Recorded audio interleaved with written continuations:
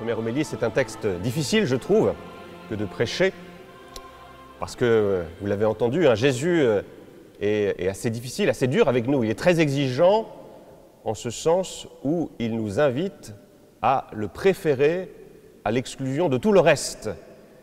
Si vous avez d'autres traductions que la traduction liturgique, plus proche donc du texte grec, pour cet aspect en particulier, Jésus nous dit qu'il faut même haïr ses frères, ses parents, ses enfants, pour aimer Dieu. Est-ce que vous avez envie d'haïr? Je vois, il y a des parents, est-ce que vous avez envie d'haïr? Ben non, personne n'a envie d'haïr les siens pour aimer Dieu. Alors, comment comprendre le propos de Jésus? Alors peut-être, il y a une première manière, c'est essayer de nous donner quelques exemples concrets d'hommes, de femmes, qui se sont efforcés de mettre en pratique cette parole de Dieu. Et quand je relisais les textes en début de semaine, j'avais des souvenirs d'un roi qui s'appelle Henri VIII. Vous connaissez tous Henri VIII, c'est un roi anglais, et il est associé à la figure d'un grand saint qui est saint Thomas More. Donc Henri VIII a servi de modèle pour donner l'histoire de Barbe Bleue. Donc déjà, ça situe le bonhomme.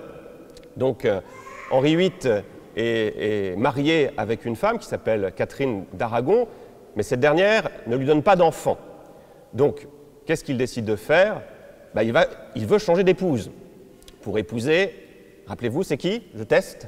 J'étais prof autrefois, donc j'ai gardé l'habitude d'interroger, parce que l'homélie, c'est une conversation, et si je suis seul à parler, eh bien, vous allez vous endormir. Et si vous allez vous endormir, moi-même, je vais m'endormir. Donc, on est mal parti. Donc, c'est Anne Boleyn. Donc, il veut épouser Anne Boleyn. Donc, il va voir le pape en lui disant, allez, Sa Sainteté, accepteriez-vous d'annuler mon mariage? Que dit le pape, à votre avis? Il dit non, je veux pas. Je veux pas. Que fait alors le roi d'Angleterre? Il dit, j'en ai rien à faire de ce que dit le pape. Je vais désobéir au pape, même si cela va conduire notre pays au schisme, qu'importe.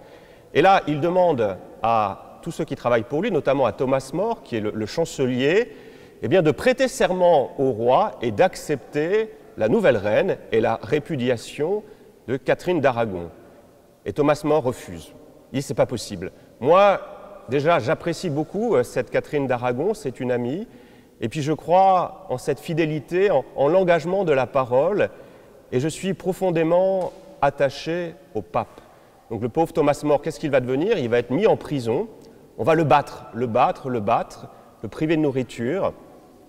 Il y a sa fille qui vient, sa fille qu'il aime beaucoup, Margaret, qui vient le voir dans sa prison. Il dit, papa, allez, qu'est-ce que c'est? Un serment et tu es libéré. Et que fait Thomas More à votre avis? Il refuse. Il refuse parce qu'il préfère conserver sa fidélité à Dieu, sa fidélité au pape. Et donc, dans une certaine mesure, il préfère le Christ à sa propre famille, à ses enfants qui pourtant le supplient.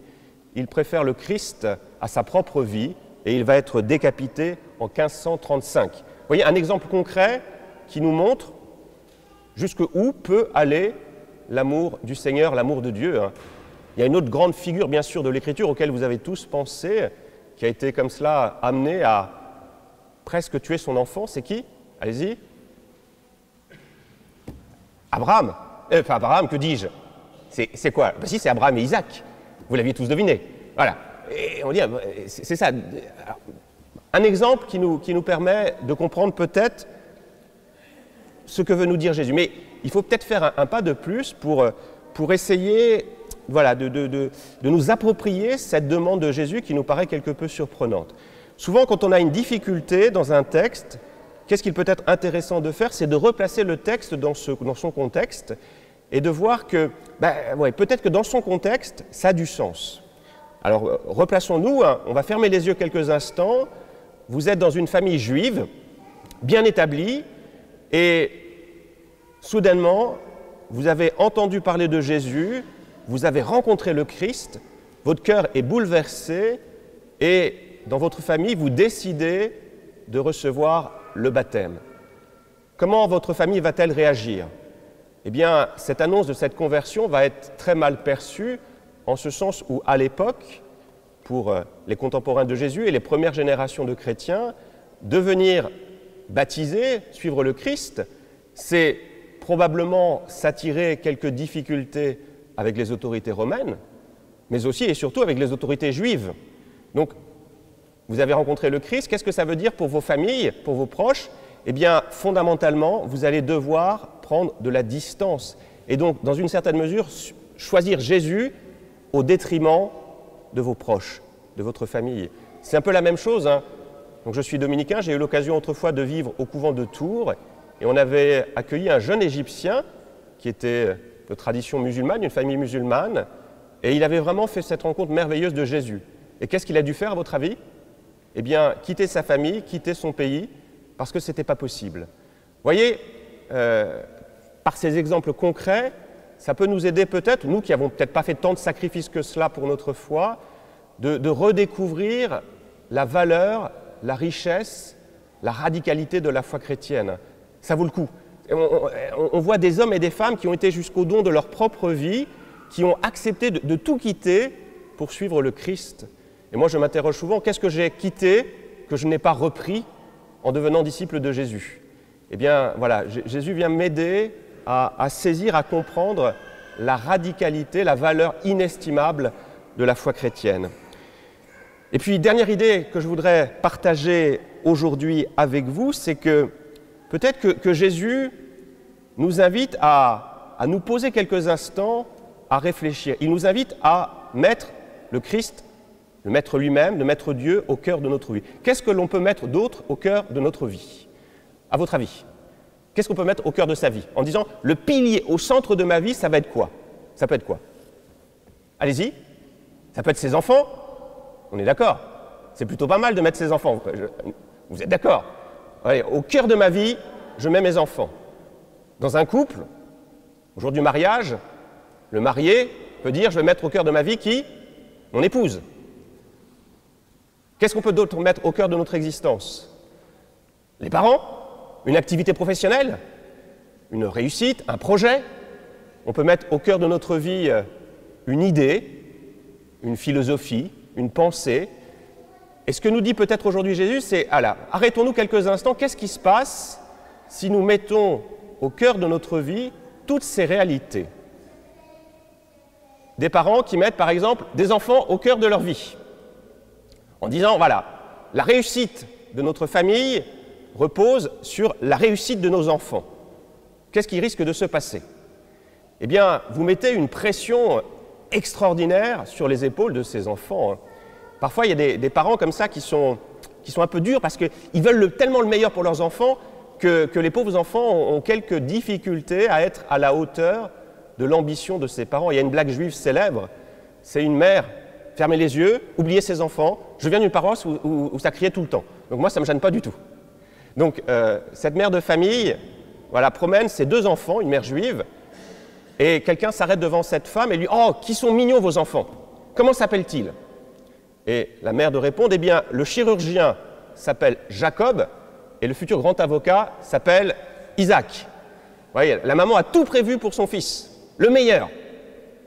Alors voilà, donc si vous mettez pour des parents vos enfants au cœur de votre vie, vous allez leur mettre une pression. Et puis s'ils ne sont pas à la hauteur de vos espérances, si 30 ans, 40 ans après, ils ne répondent pas immédiatement à vos appels, vous allez dire, mais qu'est-ce qu'ils sont ingrats? Avec tout ce qu'on leur a donné, avec tous les efforts qu'on a fait, ils ne sont même pas fichus de venir partager un repas avec nous. Donc vous allez peut-être sombrer dans une forme d'amertume.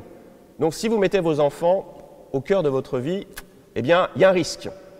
Alors si un époux met son épouse au cœur de sa vie en disant « c'est toi le plus important », qu'est-ce qu'il risque? Eh bien peut-être que là aussi, il va mettre une pression terrible sur son épouse, et puis il va avoir tous les autres hommes qui regardent son épouse comme une menace, et donc il risque de sombrer dans quoi? Dans une forme de jalousie, et ça va être épouvantable. Donc voilà, si une épouse met son époux au cœur de sa vie, c'est la même chose, hein, voilà, il y a un problème. Si on met maintenant une philosophie, une idée, en disant « c'est ça qui va donner un sens à ma vie », eh bien très souvent, cette idée va devenir idéologie. Et ça va m'empêcher de penser, ça va être quelque chose qui va m'asservir. Donc vous voyez, tout ce que je risque de mettre au cœur de ma vie, fondamentalement, c'est de m'asservir. Et ça ne me donnera jamais cette satisfaction. Moi, je découvre que dans le cœur de l'homme, on cherche cette plénitude, On pense que c'est les enfants qui vont la donner, c'est l'épouse qui va donner cette plénitude, c'est le travail. Ça ne marche pas. Ça ne marche pas. Et peut-être que c'est une manière d'entendre cette croix dont nous parle aujourd'hui Jésus. Qu'est-ce que c'est que la croix que nous devons porter? C'est qu'il y a fondamentalement dans notre cœur un désir immense, une soif immense et une incapacité à répondre à cette soif. Fermez les yeux. Rappelez-vous, par exemple, pour les plus âgés, quelles étaient autrefois votre ambition. Qu'est-ce que vous vouliez faire de votre vie? Vous vouliez tout révolutionner. Moi, quand j'étais jeune prêtre, je me dis, voilà, ils vont voir ce qu'ils vont voir. Je vais remplir les églises, et 15 ans après, si, parce que je suis très flatté d'être avec vous, mais je n'ai pas rempli des églises et des églises et des églises. Donc, il y a un philosophe que j'aime beaucoup, Denis Moreau, qui disait « Grandir, c'est rapetisser ». Grandir, c'est rapetisser en ce sens où quand on est grand, enfin quand on est petit, on se voit très grand, et puis au fur et à mesure qu'on vieillit, le spectre de nos ambitions diminue, donc on rapetisse. Donc vous voyez, ce que nous dit aujourd'hui Jésus, c'est que voilà, si on prend le temps de regarder tout ce que nous mettons au cœur de notre vie, eh bien ça ne permet pas de répondre à notre soif d'absolu. Même le succès. J'avais prévu une belle citation de Madonna. Je ne sais pas si on a déjà cité Madonna ici. Peut-être que le père Nicolas Guillou, en son temps, citait Madonna. Alors voilà, Madonna, j'ai une volonté de faire, et j'ai toujours employé à vaincre employé à vaincre un horrible sentiment d'incompétence. J'arrive à surmonter cette malédiction et je me trouve intéressante, puis je retombe sous son influence et je me sens médiocre et banale, encore et encore. Ma motivation vient de cette crainte terrible d'être médiocre. Et ça me pousse encore, parce que même si je suis devenu quelqu'un, je dois toujours prouver que je suis quelqu'un. Cette lutte n'a jamais cessé et je doute qu'elle s'arrête un jour. Vraiment une idole, Madonna. Eh bien, qu'est-ce qu'elle se rend compte? C'est qu'elle se sent toujours médiocre. Ça ne marche pas. Elle a quelques instants, elle dit « Ah, j'y arrive, j'ai fait un super concert. » Et puis, le lendemain, qu'est-ce qu'il faut faire? Il faut recommencer. Il faut reprouver. Ah non, je ne suis pas bien, je suis médiocre. Voilà, quelque chose d'interne. Donc cette soif, et c'est cette croix que nous avons dans notre cœur. Une autre belle citation, alors ça c'est C.S. Lewis qui le dit de la même manière. La plupart des gens, vous connaissez tous C.S. Lewis? C'est l'auteur des Chroniques de Narnia. Ça vous dit quelque chose, les enfants, les jeunes?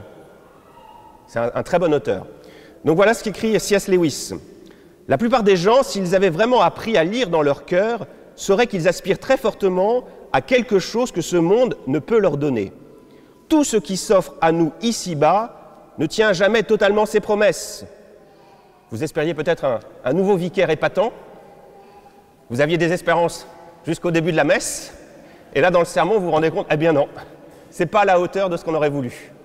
On aurait voulu quelqu'un qui prêche rapide. Eh bien non. Voilà, on est toujours déçus. Nos aspirations lors de notre premier amour ou d'un projet de vie, dans un projet de visite d'un pays étranger, ou alors l'étude d'un sujet passionnant, ne peuvent se réaliser ni par le mariage, ni par un voyage, ni par la recherche approfondie. Nous nous berçons dans nos aspirations initiales de rêve qui s'évanouissent dans la réalité. L'épouse peut être excellente, les hôtels ou les voyages de toute beauté, et la chimie, un travail fort intéressant, nous restons pourtant toujours insatisfaits. On pourrait interroger les couples qui ont quelques années de mariage, et peut-être qu'ils nous diraient « Oui, mon épouse est extraordinaire, exceptionnelle, mais il manque encore quelque chose. » Vous n'êtes pas d'accord? Vous n'êtes pas encore mariés. Mais dans les études, est-ce que c'est aussi passionnant que tu l'aurais espéré? Non. Ah voilà. Donc la croix, c'est qu'on découvre dans notre cœur une soif d'infini. Pascal avait une formule célèbre dans les pensées, c'est la pensée 434 dans l'édition de Brunswick, l'homme passe infiniment l'homme. Vous voyez, il y a plus en nous. Alors voilà, on a vu qu'on ne pouvait pas mettre ses enfants au cœur de notre vie, c'était risqué. On ne pouvait pas mettre son épouse, son travail, ses succès. Et il y a toujours cette croix qui est là, qui fait que... alors, que faire, à votre avis? Quel est celui qui a traversé la croix? C'est qui? C'est Jésus.